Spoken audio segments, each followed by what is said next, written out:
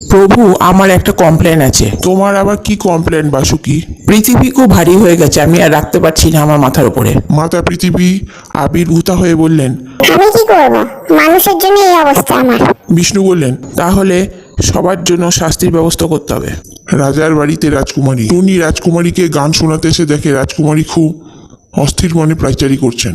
কি ভাবছেন রাজকুমারী? দেখো চারদিকে এত অরাজকতা, ভূমিকম্প, ভূমিধস, মাটি ফেটে যাচ্ছে, বন্যা হচ্ছে, কি যে করবো বুঝতে পারছি না।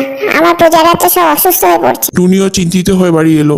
টুনির সঙ্গে গরুর পাখির দেখা হলে গরুর পাখি বলল, ভগবান বিষ্ণু রেগে গিয়ে পৃথিবী মাকে এইসব করতে বলেছেন। সেদিন প্রচন্ড বৃষ্টি হয়ে শহর তো ভালো, টুনির বাড়িও ভেসে যায় আর কি। টুনি বলল, তাহলে কি করে সব ঠিক হবে? গরুর বলল, পৃথিবী মাকে ডাকো। পৃথিবী মার ভজনা করার পর সে এলে টুনি জিজ্ঞেস করাতে পৃথিবী মা বললেন। গাছপালা পোতো, তাহলে সব ঠিক হয়ে যেতে পারে আগের মতো। টুনি শপথ গ্রহণ